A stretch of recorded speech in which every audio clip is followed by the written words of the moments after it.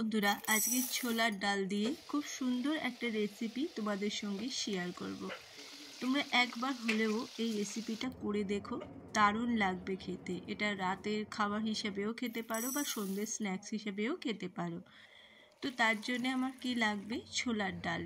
আমি 1 বাটি মতো ছোলার ডাল ভিজিয়ে রেখে দিয়েছি ভালো করে ধুয়ে। এটা তোমাদের যতক্ষণ লাগবে ভেজাতে ততক্ষণ তোমরা ভিজিয়ে রাখবে। মোটামুটি 3-4 ঘন্টা তো ভিজিয়ে রাখলে ভালো হয়।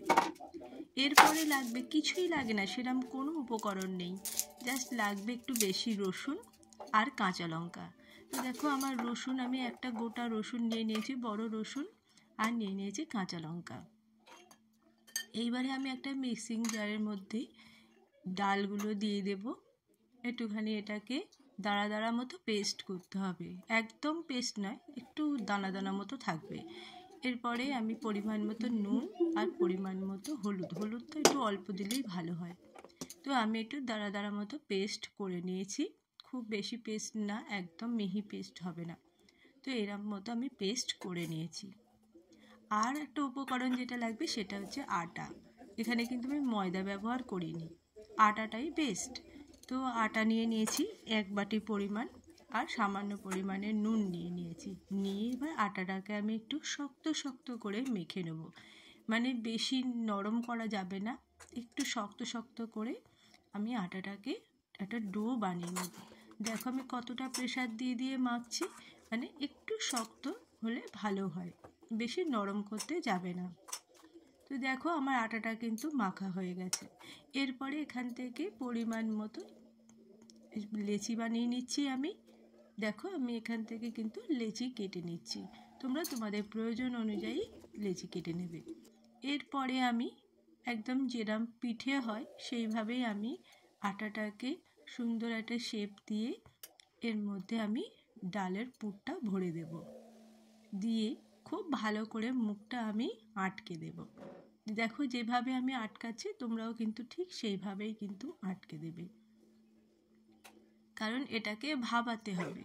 এটাকে ভাবানোর জন্যে একটু ভালো করে আটকে দেবে মুখটা, যাতে না ছেড়ে যায় মুখটা। তো দেখো এইভাবে কিন্তু আমি একটা করে পিঠে বানিয়ে নিয়েছি। খুব বেশি বড় তোমরা করতে যাবে না, মাঝারি সাইজের পিঠে তোমরা করবে। দেখো এইভাবে কিন্তু আমার আর একখানা পিঠেও আমি বানিয়ে নিয়েছি। এইবারে যতগুলো আছে আমি প্রত্যেকটা পিঠে এইভাবে বানিয়ে নিলাম।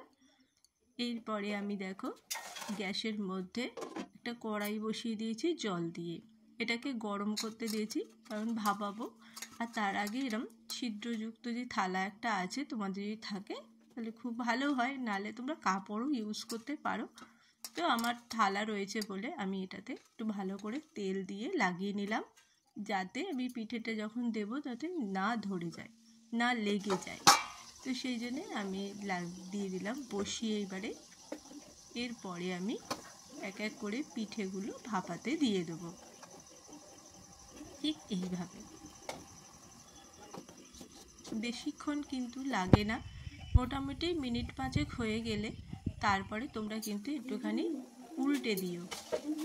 দেখো আমি কিন্তু একটু উল্টে দিলেও হয়, কিন্তু আমি একটু উল্টে দিয়েছি। তো এইভাবে আমি একটু উল্টে আবারও মিনিট 5 মতো রেখেছিলাম, রাখলে কিন্তু এটা আমার কিন্তু হয়ে গেছে পিঠেটা। তো এরম করে আমি তুলে নিলাম। এরপরে আবারও আমি যে বাকি আছে সেই পিঠের দুটো আবারও আমি দিয়ে দেবো এর মধ্যে।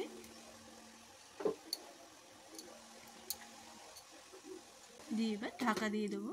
আর এইদিকে আমি কি করব, পিঠেগুলোকে মাঝখান থেকে আমি ছুরির সাহায্যে কেটে নিয়েছি। সেই ভিডিওটা তোমাদের আর দেখানো হয়নি, কিন্তু আমি মাঝখান থেকে এই পিঠেগুলোকে কেটে নিয়েছি। এরপরে দেখো একটা কড়ার মধ্যে আমি তেল দিয়ে নিয়েছি, সাদা তেল দিয়ে এক এক করে আমি ভেজে নেব। তো এখানে আমি একটা কথা বলে রাখি, এই যে সিদ্ধটা করেছিলাম ওই যে কেটে নিয়েও তোমরা কিন্তু খেতে পারো, সেটাও কিন্তু খেতে ভালো লাগে। মানে বয়স্ক মানুষরা যারা তেল খায় না, তো তাদের কিন্তু এইভাবে সিদ্ধ করেও কিন্তু দেওয়া যায়, সেটাও কিন্তু খুবই ভালো লাগে। যদি তোমরা হেলদি খেতে চাও তাহলে ওটা সিদ্ধই তোমরা খেতে পারো, কোনো অসুবিধা নেই, খেতে কিন্তু দুর্দান্ত লাগে। আর আমরা যেহেতু একটু স্পাইসি ভালোবাসি সেই জন্য একটু তেলের মধ্যে এটাকে ফ্রাই করে নিলাম। তো এইভাবে আমি সমস্ত পিঠেটাকে তেলের মধ্যে ফ্রাই করে নিচ্ছি। রেসিপি নয়, আমার পাশের বাড়ির একজন মানে প্রতিবেশী আছে, তারাই কিন্তু আমাকে এই রেসিপিটা শিখিয়েছিল। তো ভীষণ ভালো লেগেছিল বলেই আমি ওর কাছ থেকে জেনে আজকে আমি বানালাম আর তোমাদের সঙ্গেও শেয়ার করলাম। ভীষণ ভালো লেগেছিল, ভীষণ টেস্টি একটা রেসিপি। তো কেমন লাগলো জানিও, ভালো লাগলে অবশ্যই লাইক, কমেন্ট আর শেয়ার করে দিতে ভুলো না। তোমাদের ভালোবাসায় এগিয়ে যেতে পারছি। ধন্যবাদ।